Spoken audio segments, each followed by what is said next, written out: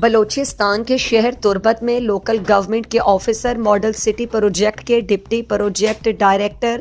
Engineer Mujeeb Abdul Rehman کا نماز جنازہ ان کے آبائی قبرستان میں ادا کی گئی۔ مرحوم انجینئر سردار مجیب سردار عبد الرحمان کے بیٹے، تحصیلدار حفیظ الرحمان کے بھائی اور سابق ڈپٹی کمشنر گوادر عزت نذیر کے ماموں تھے۔ نماز جنازہ میں بڑی تعداد میں سیاسی اور سماجی شخصیات اور سرکاری افسران نے شرکت کی۔ نماز جنازہ میں نیشنل پارٹی کے مرکزی صدر اور سابق وزیر اعلیٰ بلوچستان ایم پی اے ڈاکٹر عبد المالک بلوچ، جماعت اسلامی بلوچستان کے امیر اور ایم پی اے مولانا ہدایت الرحمان، سابق صوبائی وزیر Lala Rashid Dashti, commissioner Makran division Daud Khan Khilji, deputy commissioner Kech Ismail Ibrahim Baloch, divisional director Abdul Ghafoor Dashti, mayor Turbat Balak Sher Qazi, national party کے فائنانس سیکرٹری حاجی فدا حسین دشتی، میر حمل بلوچ، واجہ ابو الحسن بلوچ، شیخ غلام قادر، بلوچستان نیشنل پارٹی کے سینئر رہنما سابق نگراں وزیر میر غفور احمد بزنجو،